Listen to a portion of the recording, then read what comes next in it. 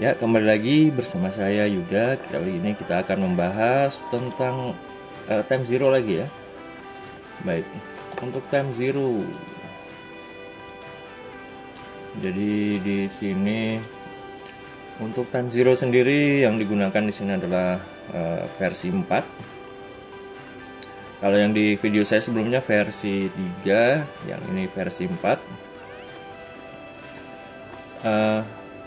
Tampilan awalnya seperti ini ya. Jadi di sini ada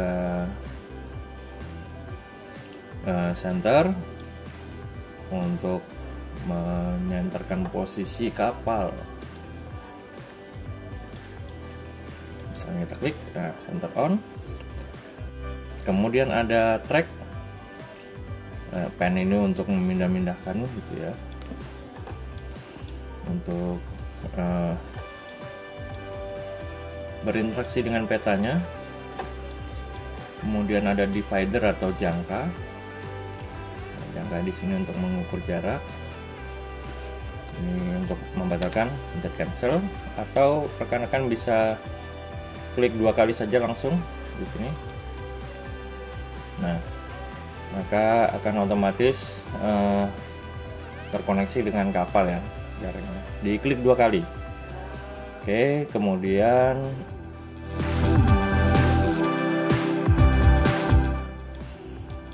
kalau mau misalnya mengukur jarak dengan objek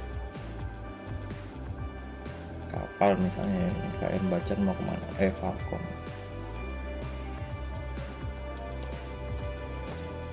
mengukur jarak. Nah, ini saya menggunakan AIS buatan sendiri. Dengan antena kapal yang panjangnya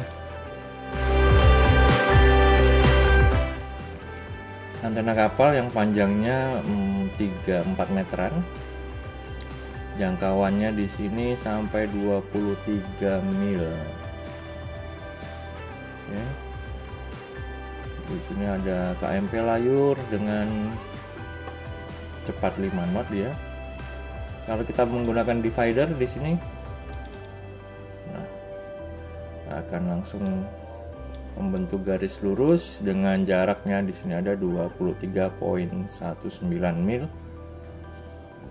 di baringan 64,5.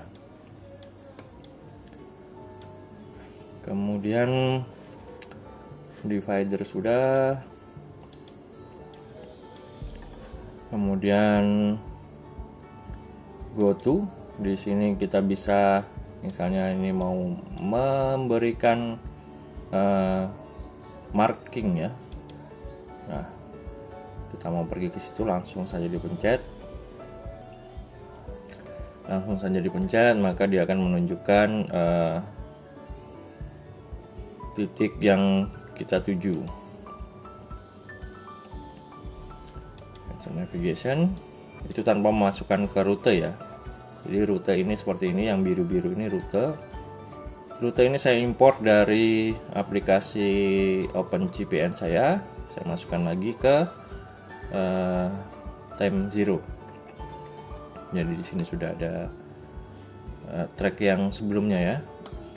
Untuk voyage data recorder di sini merekam perjalanan. Kemudian rute ini untuk rekan-rekan yang mau membuat rute perjalanan bisa langsung di sini.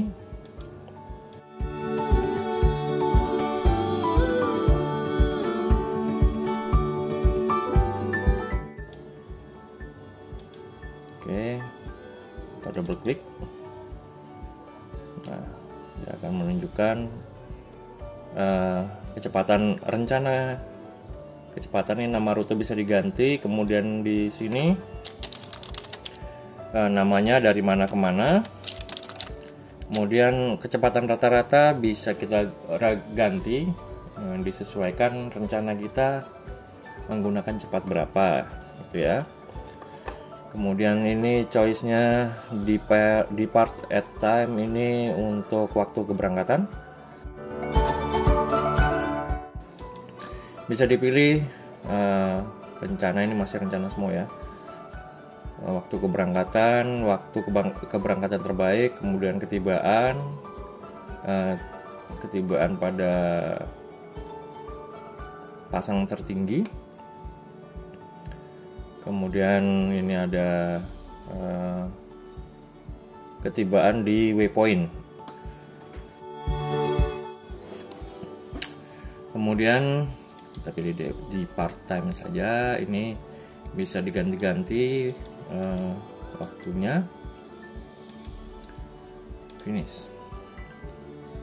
Jadi rutenya akan membentuk seperti ini ya. Ini kalau kita aktifkan, maka kapal kita akan langsung membentuk rute ke titik awal, ke waypoint 1. Tuh. Oke. Sekali lagi, kalau kita aktifkan, maka akan membentuk rute perjalanan. Di sini juga untuk rute ini kita bisa menambahkan rute ya.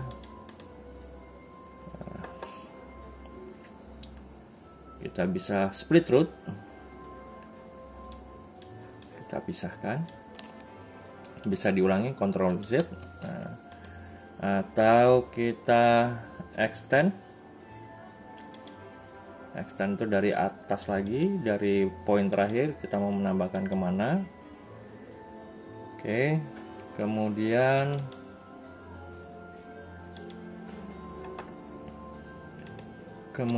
ada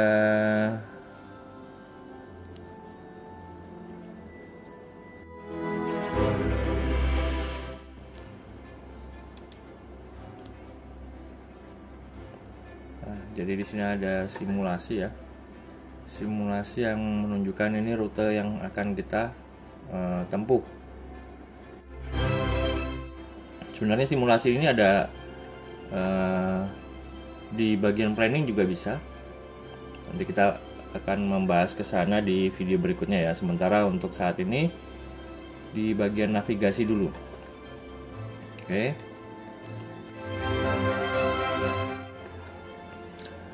Sekali lagi untuk menghentikannya pencet escape. Kemudian event, di sini event ini menunjukkan posisi eventnya adalah titik yang kita drop di kapal.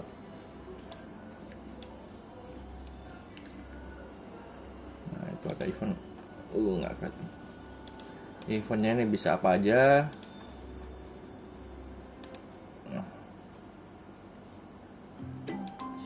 Jadi ketika kapal sampai di titik mana langsung dipencet event. Ini bisa sama man overboard ya. Man overboard bisa seperti itu. MOB di sini, orang jatuh di laut. Nah, sama di situ. Jadi man overboard itu dia akan langsung menyesuaikan posisi angle layarnya ke posisi kapal ya. Jadi jika ada man overboard di situ langsung dipencet saja, maka akan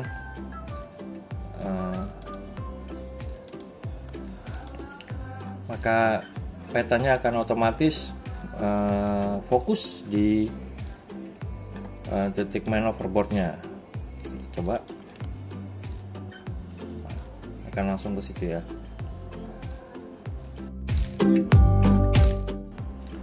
Untuk GPS-nya saat ini saya menggunakan GPS dongle, jadi ya memang agak naik turun untuk posisinya. Kemudian ini bisa ditambahkan, bisa dirubah-rubah, ada multi beam, banyak sekali. Ini weather information nih. Weather information itu yang ini ya, yang ada di sebelah. Weather information itu ini. Kemudian position itu, cursor information itu ada di sini, cursor nav data. Kemudian ini data navigasi ada di sini.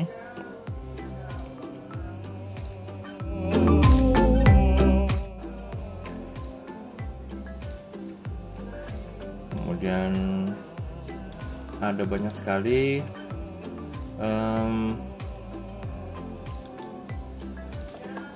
mungkin itu sementara ya, event. Kemudian main overboard tadi sudah dicontohkan.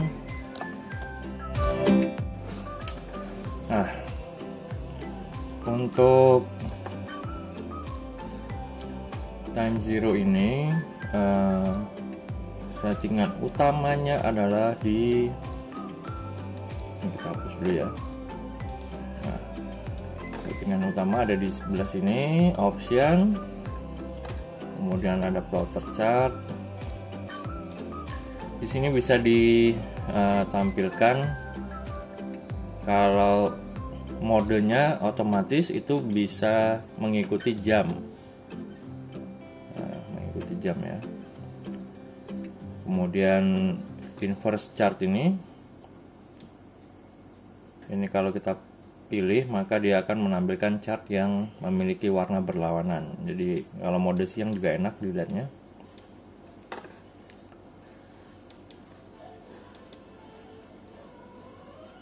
Ini ya.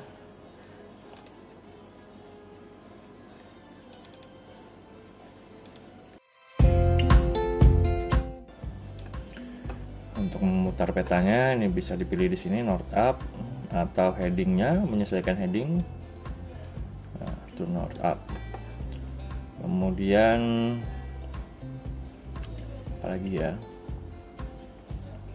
Oh iya, kita bisa memasukkan data cuaca. Data cuaca itu bisa kita masukkan di secara offline ya. Jadi kita download dulu data ramalan cuacanya yang bisa kita ambil itu 16 hari ke depan. Saya buat siang dulu ya.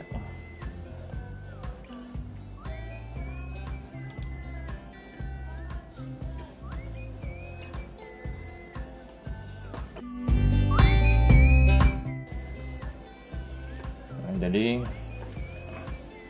ini cuaca nanti kita bisa masukkan di sini. Ini contoh file cuacanya dari Grip. Kalau kita sudah import, nanti sudah kita masukkan ke peta ini, maka tampilannya ada seperti ini ya. Display weather. Nah, tampilannya akan muncul seperti ini. Ada wind, ya, ada wind, kemudian ada wave, ombak, ada awan dan hujan.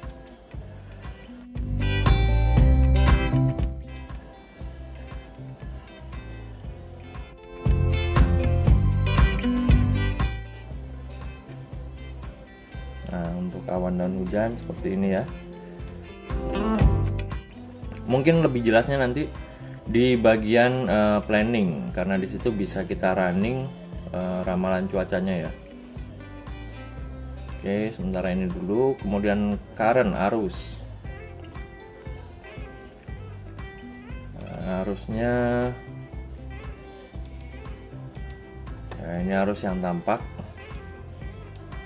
dengan arusnya terkuat 2 knot. Di atas 2 knot maka warnanya akan ini ya, seperti merah ini, itu di atas 2 knot. Hampir mendekati 2 knot di situ. Ada lagi. Ini yang hitam ini 2,7 di sebelah sini ya.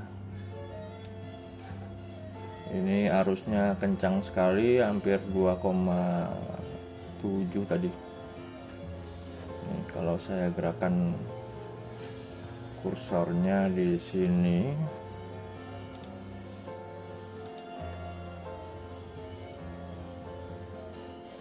nah ini ya.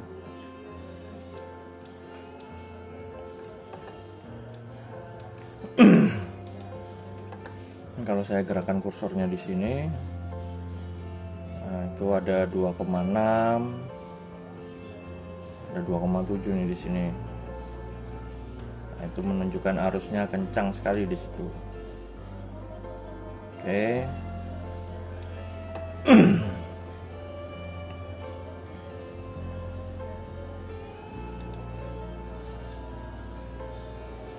Ya, jadi arusnya kelihatan di sini.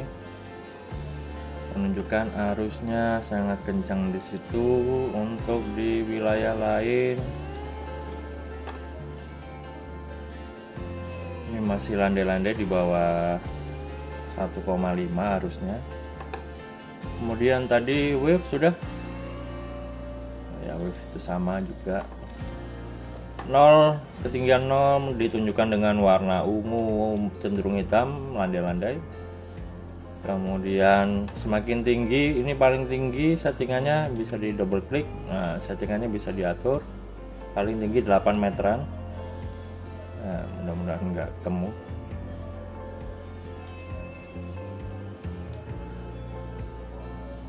Ya, paling tingginya bisa diatur.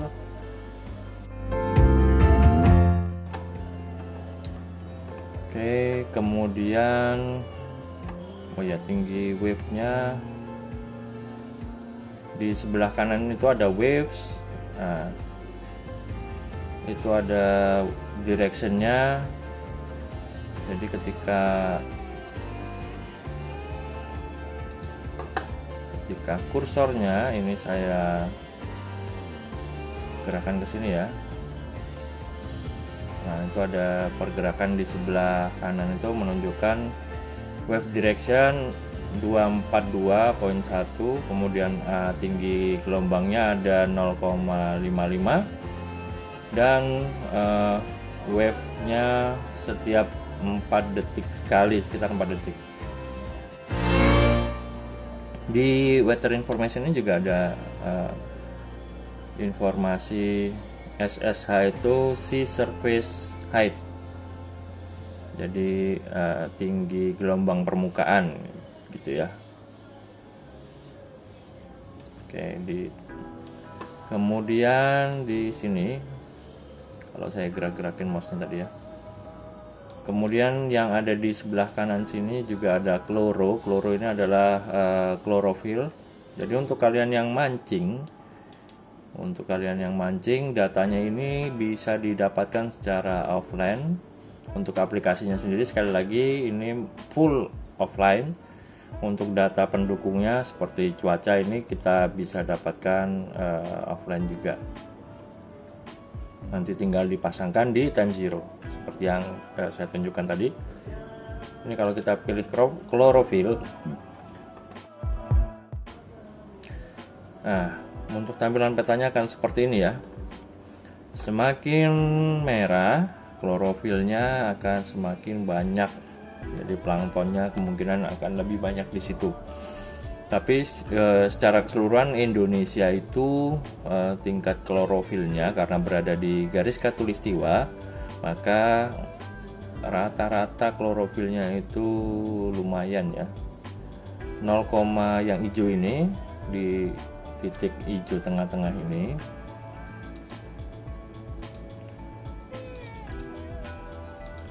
Ya, yang hijau tengah-tengah ini sudah menunjukkan sebagian besar wilayah Indonesia itu memiliki tingkat klorofil yang cukup baik. Nah, untuk daerah khususnya sendiri seperti yang berwarna ini ya, yang berwarna merah itu tingkat klorofilnya sangat tinggi. Nah, jadi kemungkinan ikan akan banyak di daerah situ. Kita coba zoom di wilayah sini. Nah, ini wilayah Pulau Tomia. Saya belum pernah ke sini, Pulau Wakatobi gitu ya. Belum pernah ke sini. Ini ada di Sulawesi Tenggara, ya, Sulawesi Tenggara. Dan menunjukkan kemungkinan ada banyak ikan yang terdapat di sekitaran pulau ini, mengingat di sini terdapat koral. Ini ada koral-koral ya. Ada koral-koral di sini yang menunjukkan sini koral, kemudian ini koral, sini koral juga, ini koral juga. Di sini sand and stone, jadi pasir dan bebatuan ya. Ini hanya pasir saja. Jadi kemungkinan ikan itu ada banyak di wilayah situ. Oke. Mungkin rekan-rekan yang berada di wilayah Sulawesi Tenggara bisa komen spot mancing. Apakah benar ini data ini berdasarkan ramalan cuaca hari ini ya.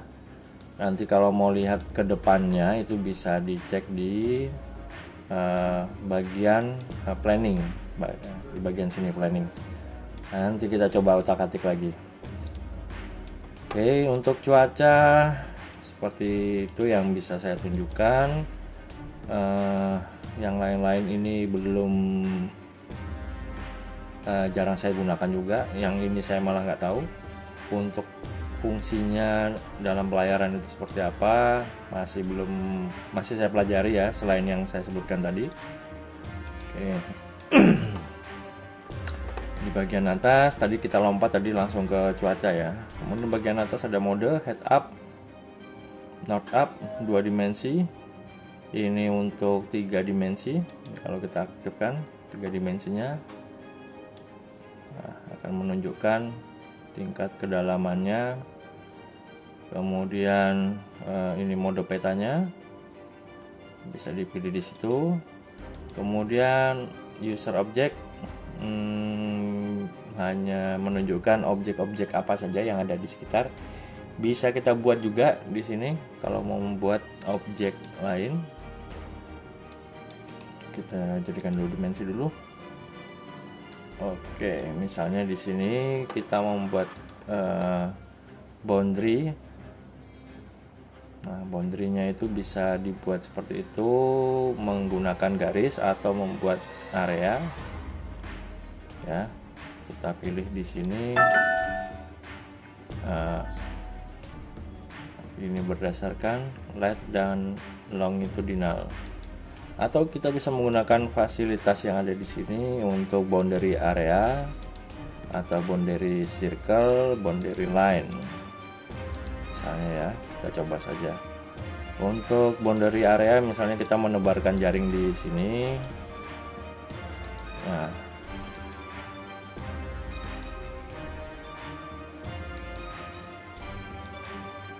ini adalah misalnya daerah pemancingan kita gitu ya.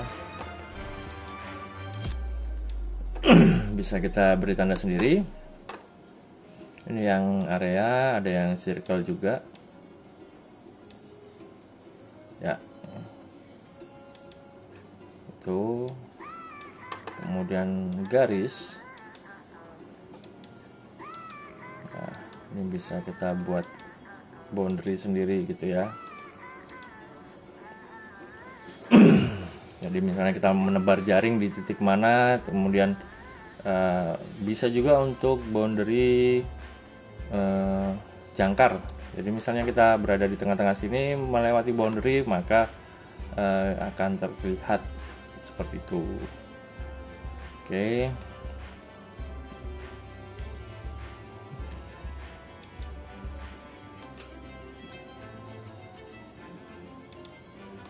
Kita hapus dulu boundary.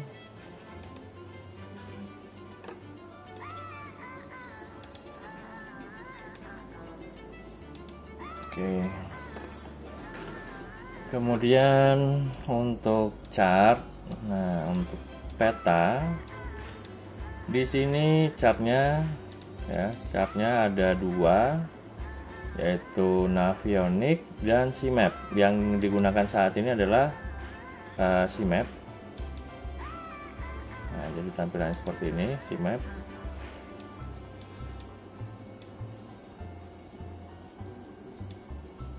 Ya, untuk tampilannya jika dibandingkan dengan Navionics, nah, seperti seperti itu Navionics. Nah, jadi bisa kalian kurang lebih seperti ini perbedaannya untuk Navionics. Yang untuk C-Map seperti ini. Nah, kemudian mungkin rekan-rekan juga banyak yang menggunakan atau membawa kapalnya ya, membawa tugboatnya atau kapal itu sampai ke pedalaman. Jadi akan saya tunjukkan perbedaan antara Navionics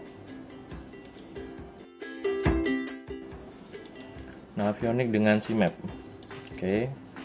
Jadi seperti yang kalian lihat ini ketika saya ke Banjarmasin menggunakan Navionics itu sudah sangat ya membantu sekali dan jelas. Tapi untuk rekan-rekan, beberapa rekan saya kemarin ada yang sampai masuk jauh ke atas ya, jauh ke atas melewati sungai apa kemarin itu ya.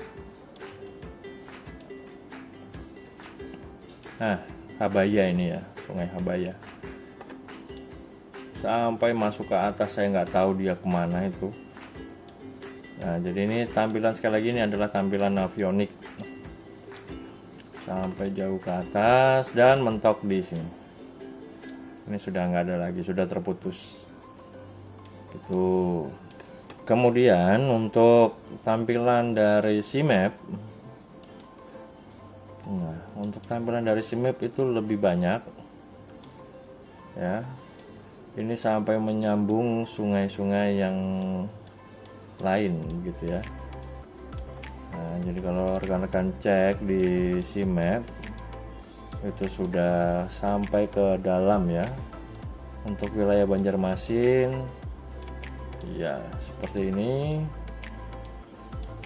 Sampai jauh untuk wilayah Banjarmasinnya, mungkin yang angkut batu bara. Nah, ini kan sampai Palangkaraya, Tanjung Pinang, nggak tahu itu di mana. Tuh. Jadi untuk detailnya sampai ke sungai menggunakan C-Map itu lebih jos gitu. Untuk beberapa lokasi, ada lokasi ini contohnya. Jadi Makassar itu kemarin ada titik lokasi yang memang tidak ada di kedua peta ya.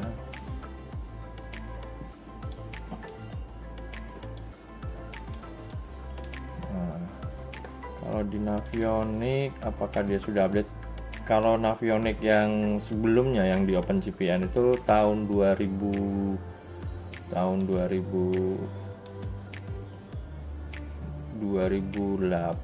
kalau nggak salah. Ini daerah ini tidak ada. Jadi di sini masih ya area ini tidak ada di peta. Jadi hanya putih saja dan beberapa titik-titik tidak sedetail ini ya. Gitu. Untuk di Navionics yang tahun 2022 di sini sudah terupdate. Jadi seperti ini tampilannya. Untuk peta yang sebelumnya tidak ada di Navionics milik saya di OpenCPN. Nah, jadi perbedaannya di sini. Dua-duanya sudah detail juga, ada Navionics chart dan C-Map chart. Untuk keterangan-keterangan lain, misalnya, nah di sini bisa ditampilkan, rekan-rekan bisa ke chart, kemudian ada tidal height station, ini bisa ditampilkan untuk menunjukkan tinggi jadwal pasang surut mungkin ya, pasang surut. Jadi ujung pandang Makassar jam tanggal 17 okay. Tanggal 17 bulan Desember. 17 bulan Desember. Kemudian pasang surutnya di sini berada di pasang terendah, mau surut ya, surut mau ke pasang gitu. Nah, ini bisa rekan-rekan geser nanti memperkirakan dia pasangnya di pasang tertingginya di jam berapa. Jadi perkiraannya di jam 9 malam. Jam 9 malam itu pasang tertinggi pertama. Kemudian kayaknya hanya di sekitaran 1,5 saja ya, 1,2 meter pasang tertingginya. 2,6. Nah, 1,3. 1,4. Jadi di sini terlihat pasang surutnya jam berapa, tanggal berapa ya.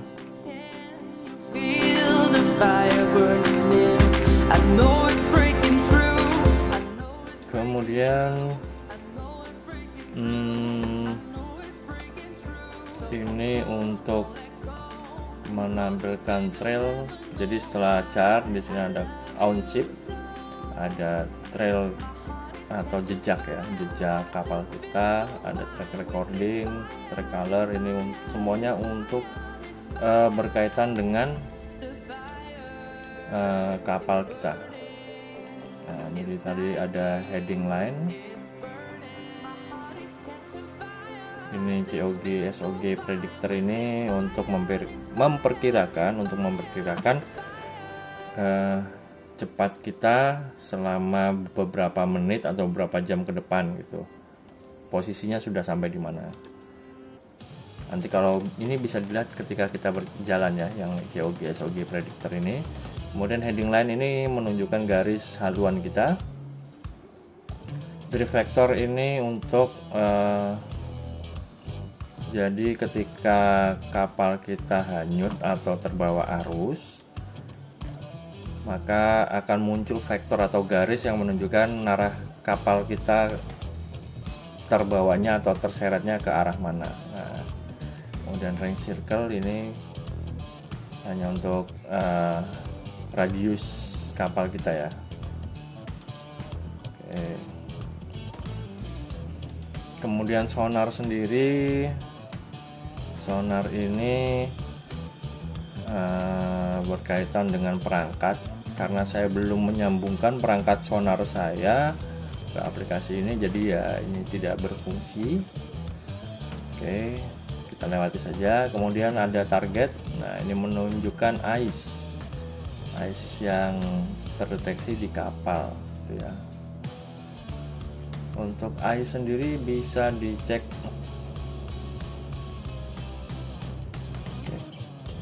Di sini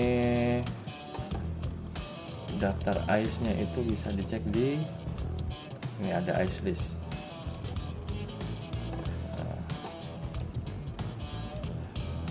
Ice list bisa kita arahkan di situ ya. Sebelumnya kita kembali lagi dulu. Kemudian ada ice kelas A, ada ice others, kemudian ada marine traffic. Marine traffic ini kita bisa menggunakan API-nya. Jadi kita bisa terkoneksi dengan marine traffic, tapi sekali lagi karena ini menggunakan aplikasinya full offline, jadi tidak kita aktifkan ya. Jadi benar-benar mengandalkan penerimaan perangkat ice yang ada di kapal saja. Nah, seperti ini ya. Kemudian untuk target ini untuk mengaktifkannya, jadi kita bisa cek untuk statusnya yang aktif siapa saja, kapal mana saja begitu. Oke, kemudian selanjutnya masih seperti route, jadi rutenya bisa dihilangkan gitu ya. Ini kalau misalnya kita display kemudian aktifkan. Nah, aktifkan, kapalnya sekali lagi akan menuju ke yang paling jauh titik awalnya gitu ya.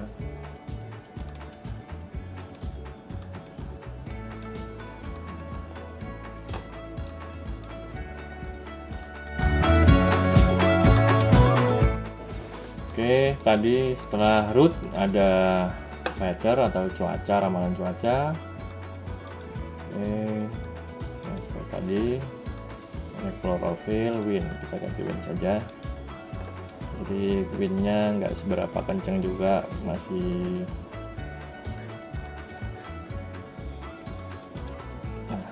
windnya di sini sekitaran 7 poin sekian untuk wind directionnya ya, sekitar kapal tuh 7 poin sekian.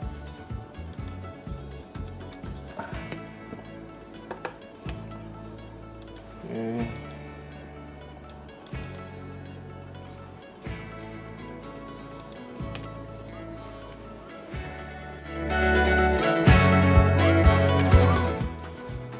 Selanjutnya tampilan yang lain nanti sebelum kita masuk ke planning ya, di video berikutnya. Untuk sementara itu sementara ini kita di bagian navigasi saja. Tampilan yang paling mendasar seperti yang saya gunakan ini kita biarkan saja, maka akan otomatis setelah 10 detik akan auto hide untuk panel-panelnya ya. Jadi panelnya akan lebih terlihat lebih luas petanya gitu. Jadi tampilannya bisa saya gunakan night ini ada mode yang merah gitu, jadi tidak seberapa sakit di mata. Tapi karena kondisinya siang ini jadi kurang kelihatan, tapi kalau malam ini sangat membantu sekali, tidak silau di mata, sangat enak kalau digunakan berlayar malam gitu ya. Ini mode malamnya. Di mode malam sendiri seperti mode malamnya iSailor kalau nggak salah ya, iSailor itu kalau dibandingkan saya lebih jelas memilih time zero dong itu, karena saya tidak perlu standby HP atau tablet menjadi 24 jam karena berlayar saya lumayan jauh ya, lumayan jauh-jauh, jaraknya juga jauh itu, jadi saya tidak perlu standby-kan handphone atau tablet saya 24 jam itu. Jadi saya menggunakan komputer saja, komputer yang dengan spek yang sangat minim saya kira, tapi berjalan lancar di aplikasi yang saya gunakan ini. Oke rekan-rekan, sementara itu dulu, nanti kita bahas lagi tentang planning, kemudian fishing. Di sini ada mode-modenya. Kemudian ada 3D Cube. Oke. 3D Cube.